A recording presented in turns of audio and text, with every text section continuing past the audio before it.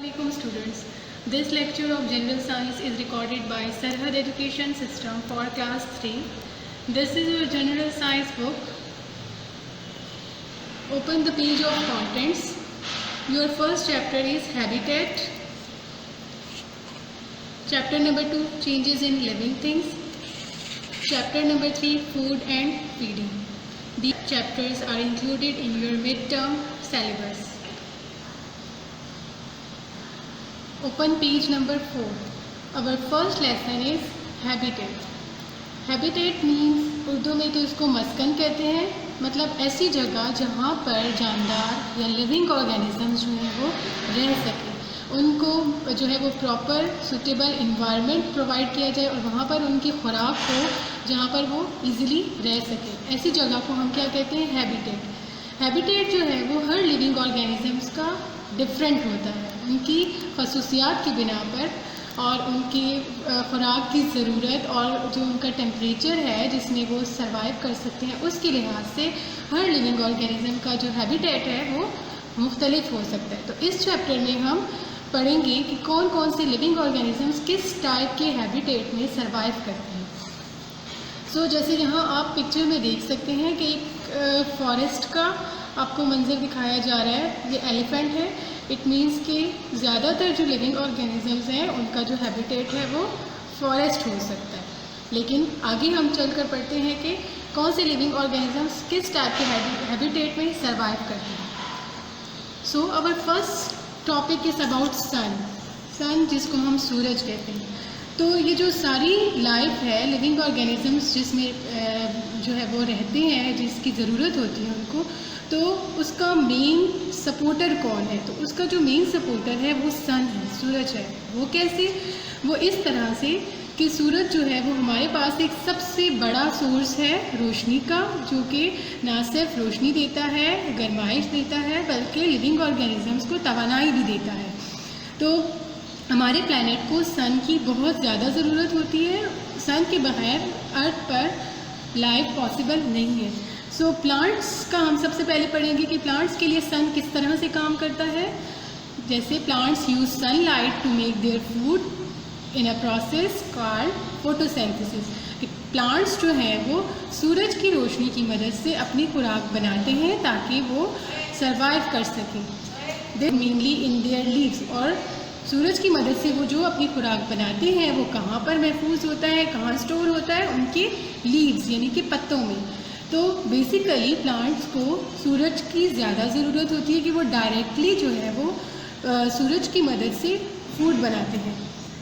Second, हमारे पास animals हैं। Animals किस तरह से सन की जो एनर्जी है वो उन तक कैसे पहुंचती है? जैसे कि एनिमल्स जो है वो अपनी खुराक खुद नहीं बना सकते, वो अपने फूड के लिए दूसरे एनिमल्स पे या फिर प्लांट्स पर डिपेंड करते हैं। तो जब एनिमल्स इन लीव्स को, प्लांट के लीव्स को खाते हैं, तो प्लांट्स की जो एनर्जी है वो एनिमल्स में ट्रांसफ़र हो जाती है। Unlike plants which need light for photosynthesis, animals need heat to move and search their food because animals are heterotrophic in nature. जैसे कि प्लांट्स को सूरज की रोशनी की ज़रूरत होती है ताकि वो अपनी खुराक बना सकें, इसी तरह एनिमल्स को जो है वो हीट, गर्माइश की ज़रूरत होती है ताकि वो एक जगह से दूसरी जगह मूव कर सके और अपनी खुराक खुद हासिल कर सके। ऐसे जानवर जो अपनी खुराक खुद नहीं बना सकते उनको क्या कहते हैं? हेटेरोट्रॉफिक कहते हैं, और वो हेटेरोट्रॉफिक होते हैं अपनी नेचर के लिहाज से। थर्ड नंबर पे हमारे पास आते हैं human beings.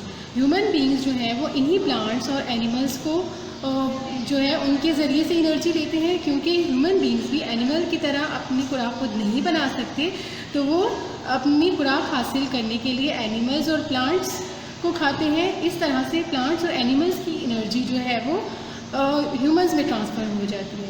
Also we use light to see objects and heat to keep our movement possible. इसी तरह से हमें यानी कि इंसानों को सूरज की रोशनी की ज़रूरत क्यों होती है? ताकि वो इर्द गिर्द की चीज़ें देख सकें और अपने आप को गर्म रख सकें। जितनी ज़्यादा हीट होगी उतनी ज़्यादा मूवमेंट जो है वो पॉसिबल होगी।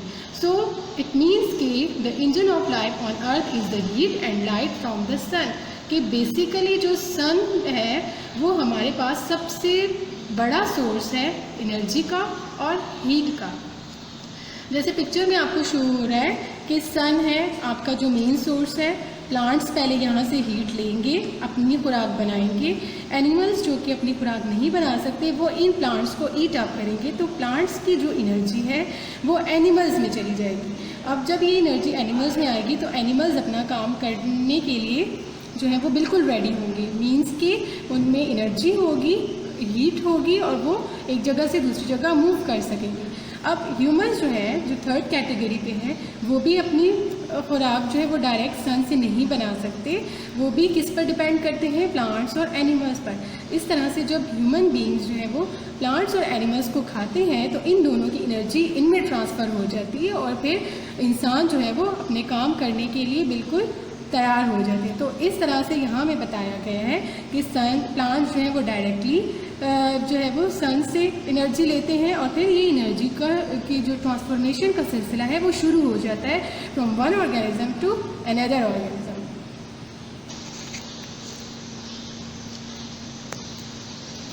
हैबिटेट। अब हमारा जो मेन टॉपिक है, जो कि हमारे चैप्टर का नेम भी है हैबिटेट, उसके बारे में हम डिटेल से पढ़ेंगे कि क्या होता है और किस तरह से लिविंग ऑर्गेनिजम्स उनमें रहते हैं।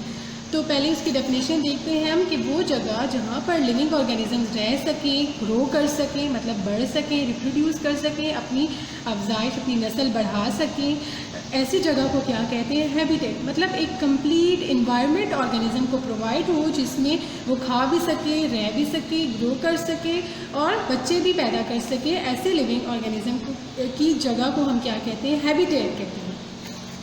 सो हैबिटेट के लिए क्या होता है कि organism find its food, water and shelter for its survival. अपनी हैबिटेट में ऑर्गेनिज्म क्या अपनी खुराक की तलाश करता है, पानी की तलाश करता है और शेल्टर अपने रहने के लिए, ताकि वो वहाँ पर रह सके। इसी तरह जो है वो जो हैबिटेट जो है वो दो तरह के फैक्टर्स से मिलकर बना है, लिविंग फैक्टर और non living factor. Non living factors जो बेजान आंसर हैं हमारे पास वो कौन से आ जाते हैं? जैसे soil, moisture, temperature and light, ये हमारे पास नॉन लिविंग फैक्टर्स हैं। लिविंग फैक्टर्स में है हमारे पास अवेलेबिलिटी ऑफ फूड, जैसे खुराक वहाँ पर मुयस्सर हो, प्रेजेंस और एब्सेंस ऑफ प्रीडेटर्स, के जो शिकारी हैं उनकी या तो मौजूदगी हो या वो वहाँ पर ना हो। तो ये जो दोनों फैक्टर्स हैं वो लिविंग फैक्टर्स में आते हैं। Now we will discuss about kinds of habitat. Habitat की कितनी किस्में होती हैं? So there are number of different habitats available for living beings. Some of them are polar regions, desert, forest, sea and river habitat. ये main जो है हमारे पास kinds हैं हैबिटेट की, और इन हैबिटेट्स में डिफरेंट टाइप्स के लिविंग ऑर्गेनिज्म सर्वाइव कर सकते हैं। तो सबसे पहले हम पढ़ेंगे पोलर रीजन हैबिटेट के बारे में, also known as tundra. So tundra is an environment that is very cold and windy. It is a treeless area. The land remains covered with snow and ice around the air. The vegetation is only visible for a month or less due to extreme weather condition. It is made of dark shrubs and grasses. So basically polar region की क्या characteristics हैं? एक ऐसा माहौल, एक ऐसा environment जिसका temperature बहुत कम होता है, दर्जा हरारत इतना कम होता है कि वहाँ पर स्नो होती है, बर्फ़ होती है, माहौल बहुत ठंडा होता है और वहाँ पर ज़्यादातर पौधे नहीं होते, एक ट्रीलेस एरिया होता है। अगर थोड़े बहुत पौधे पाए भी जाएं तो वो किस टाइप के होते हैं? वो बिल्कुल छोटे छोटी झाड़ियाँ होती हैं या फिर जो है वो ग्रासेस जैसे घास वगैरह होती है। तो इट मीन्स कि ये जो इसकी ज़मीन है पोलर रीजन की वो कम्प्लीटली स्नो, बर्फ़ से कवर होती है सारा साल। सो इसी तरीके से वो जानवर जो कि टंड्रा में यानी कि पोलर रीजन में रहते हैं उनकी ख़ास किस्म की एडाप्टेशंस होती हैं, ख़ास किस्म की उनमें करेक्टरिस्टिक्स होती हैं जो उसके मुताबिक इन्वायरमेंट के मुताबिक जो है वो वहाँ पर रह सकते हैं। जैसे कि यहाँ पर एक एग्ज़ाम्पल इन्होंने दी है आर्कटिक फॉक्स की, एक लोमड़ी की। A good example of an animal with special adaptations is the Arctic fox. The Arctic fox has short ears and a short round body with a thick coat to minimize the amount of skin exposed to the freezing air. Arctic fox की क्या खसूसियात होती हैं according to the Tundra, कि इस जो Arctic fox है इसके जो कान होते हैं वो छोटे छोटे होते हैं और उसकी बॉडी भी छोटी होती है, राउंड गोल सी होती है और उसके ऊपर एक थिक उसकी स्किन जो होती है बिल्कुल मोटी होती है ताकि उसको मतलब आउटर इन्वायरमेंट से उसको प्रोटेक्ट कर सके। इसी तरह पोलर बियर्स जो है वो गारों में रहते हैं ताकि बाहर का इन्वायरमेंट जो है वो उनको अफेक्ट ना कर सके और इनकी जो फीमेल्स होती हैं वो वहीं पर ही बच्चे देती हैं। Polar bears do not enter true hibernation in the winters as this is a period of hunting. However, some polar bears and pregnant females in particular will enter a deep sleep where their heart rates will drop. तो polar bears जो है वो completely hibernation period में नहीं जाते, वो period जहाँ पर ऐसा ख़ास टाइम पीरियड होता है जिसमें लिविंग ऑर्गेनिजम्स जो हैं वो महदूद हो जाते हैं, एक ख़ास हद तक वो बाहर नहीं निकलते हैं, हाइबरनेट हो जाते हैं। तो पोलर बियर ज़्यादातर हाइबरनेट नहीं होता क्योंकि वो ये जो टाइम पीरियड होता है वो उसके शिकार का होता है, वहाँ पर वो अपनी खुराक के लिए शिकार ढूंढता है। So this is our first lecture जिसमें हमने हैबिटेट के बारे में पढ़ा और हमने लिविंग ऑर्गेनिजम्स के बारे में पढ़ा कि लिविंग ऑर्गेनिजम्स को सन की ज़रूरत क्यों होती है, कितनी किस्में होती हैं हैबिटेट की। फर्दर हम काइंड्स पढ़ेंगे नेक्स्ट लेक्चर में। सो पेरेंट्स से गुजारिश है कि वो अपने बच्चे को 2 से 3 दफ़ा ये लेक्चर दोहराए ताकि वो आसानी से समझ सके। शुक्रिया।